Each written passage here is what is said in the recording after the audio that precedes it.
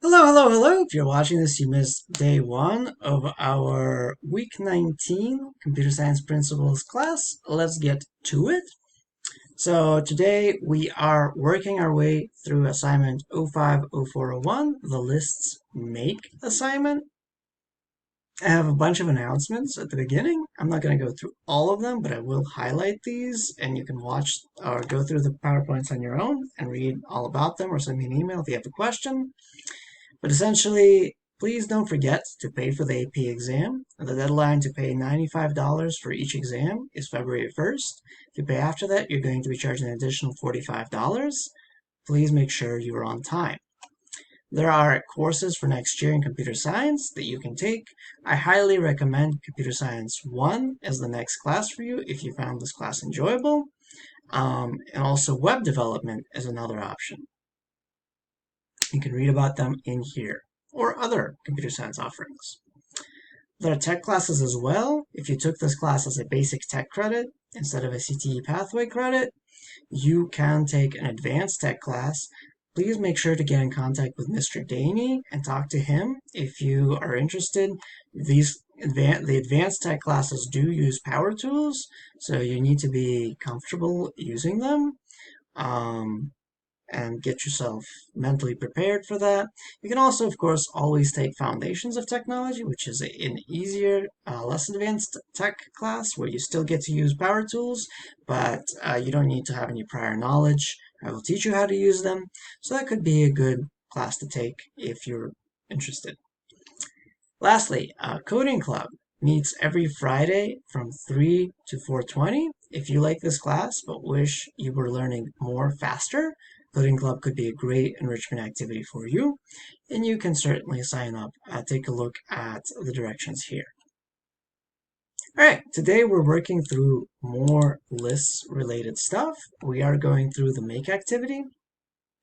You can find it in lesson 4 of Unit 5 in code.org. Essentially, I give you all the UI elements of this app, and you need to make it be able to store various reminders.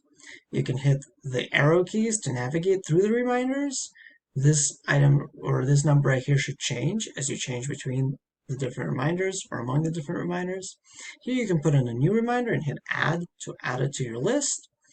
So you should be able to do all of this using lists.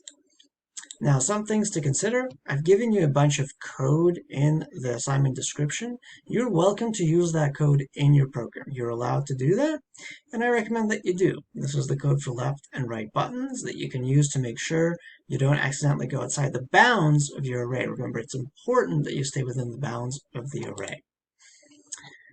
Now, here's a point I would like to make about comments.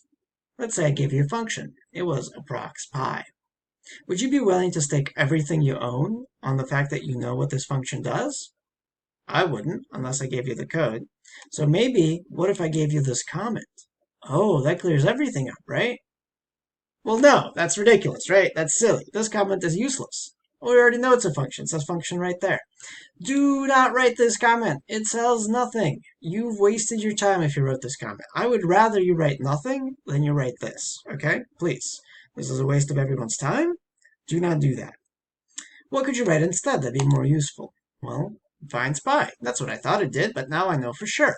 You would get a point for this. This is fine. But I would really prefer and encourage you to move towards something like this. Computes an approximation of pi, and then tell me how.